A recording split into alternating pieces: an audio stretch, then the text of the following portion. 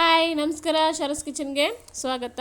ಇವತ್ತಿನ ರೆಸಿಪಿ ದಂಟಿನ ಸೊಪ್ಪಿನ ಪಲ್ಯ ಮಾಡೋ ವಿಧಾನ.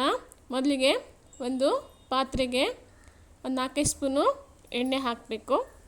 ಎಣ್ಣೆ ಸ್ವಲ್ಪ ಬಿಸಿ ಆದಮೇಲೆ ಒಂದು ಸ್ವಲ್ಪ ಸಾಸಿವೆ ಎಲ್ಲ ಚಟಪಟ ಅಂದಮೇಲೆ ಒಂದು ಸ್ವಲ್ಪ ಜೀರಿಗೆ,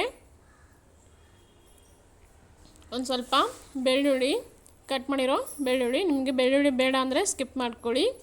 ಇದನ್ನ ಸ್ವಲ್ಪ ಮಿಕ್ಸ್ ಮಾಡಿ ಸ್ವಲ್ಪ ಫ್ರೈ ಮಾಡ್ಕೋಬೇಕು.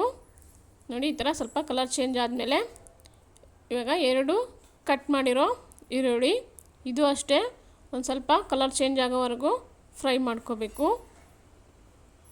ನೋಡಿ, ಈ ಥರ ಬ್ರೌನ್ ಕಲರ್ ಬರೋವರೆಗೂ ಫ್ರೈ ಮಾಡ್ಕೋಬೇಕು. ಇವಾಗ ತೊಳೆದಿರೋ ದಂಟಿನ ಸೊಪ್ಪನ್ನ ಹಾಕ್ತಾಯಿದ್ದೀನಿ. ಇದನ್ನು ಈ ಥರ ಕೈಯಿಂದನೇ ಈ ಥರ ಕಟ್ ಮಾಡಿ ಹಾಕಿದರೆ ಸಾಕು. ಇವಾಗ ಒಂದು ಸಲ ಮತ್ತೆ ಮಿಕ್ಸ್ ಮಾಡಿ ಇನ್ನು ಉಳಿದಿರೋ ಸೊಪ್ಪೆಲ್ಲನೂ ಹಾಕಿ ಬೇಯಿಸ್ಕೋಬೇಕು. ಇವಾಗ ಇದನ್ನು ಮತ್ತೆ ಈ ಥರ ಚೆನ್ನಾಗಿ ಮಿಕ್ಸ್ ಮಾಡಿ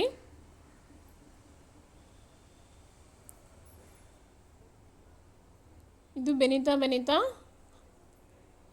ಸೊಪ್ಪು ಸ್ವಲ್ಪ ಕರ್ಗೋಗುತ್ತೆ. ಅದಕ್ಕೆ ಒಟ್ಟಿಗೆ ಹಾಕಿದರೆ ಸರಿಯಾಗಿ ಬೆನೆಯೋದಿಲ್ಲ, ಅದಕ್ಕೋಸ್ಕರ ಸ್ವಲ್ಪನೇ ಹಾಕಿದ್ದೀನಿ. ಇವಾಗ ನೋಡಿ, ಇನ್ನು ಉಳಿದಿರೋ ಸೊಪ್ಪೆಲ್ಲನೂ ಹಾಕ್ತಾಯಿದ್ದೀನಿ. ಹಾಗೆ ಯಾರಾದರೂ ಹೊಸದಾಗಿ ನನ್ನ ಚಾನಲ್ ನೋಡ್ತಾ ಇರೋದ್ರಿದ್ದರೆ ಸಬ್ಸ್ಕ್ರೈಬ್ ಮಾಡ್ಕೊಳ್ಳಿ.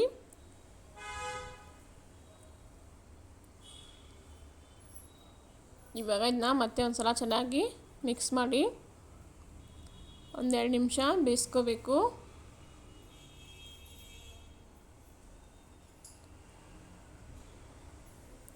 ಇವಾಗ ಇದಕ್ಕೆ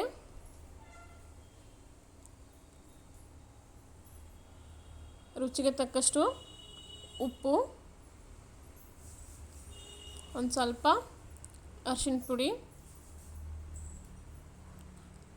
ಒಂದು ಸ್ವಲ್ಪ ಹಸಿಮೆಣಸಿನ್ಕಾಯಿ ಪೇಸ್ಟು, ನಿಮಗೆ ಖಾರಕ್ಕೆ ಎಷ್ಟು ಬೇಕು ನೋಡಿ ಅಷ್ಟು ಹಾಕ್ಕೊಳ್ಳಿ. ಹಾಕಿ ಇದನ್ನೊಂದು ಸಲ ಮತ್ತೆ ಮಿಕ್ಸ್ ಮಾಡ್ಕೋಬೇಕು.